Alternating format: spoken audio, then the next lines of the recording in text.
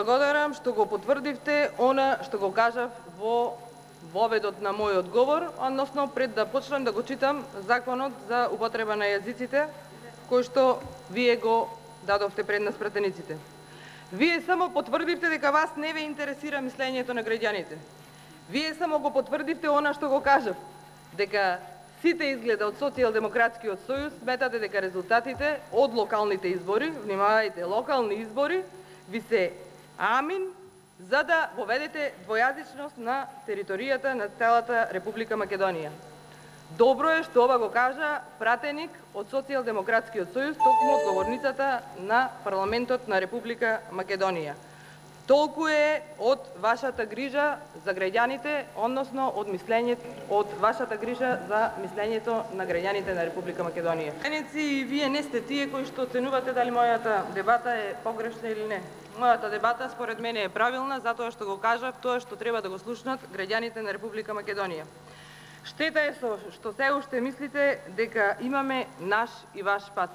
Јас би сакала патот да е заеднички за сите граѓани на Република Македонија. И немојте да заборавите едно. Јазикот на еден народ е неговото духовно богатство и наследство. Почитуван колега, јазикот е нашата татковина. Тешки жално е за Република Македонија што политичари постојат во овој состав на парламентот кои што сметаат дека во 21. век не требало да постојат државни национални интереси. Меѓутоа, јас се надевам дека ќе се согласите со мене дека државен општествен интерес е името на Република Македонија. Почитувана колешке, не пратениците на ВМРО-ДПМН, ами стручната јавност кажуваше и кажува дека станува збор за неуставен закон. Токму заради тоа ние настојувавме да има јавна дебата по однос на овој закон.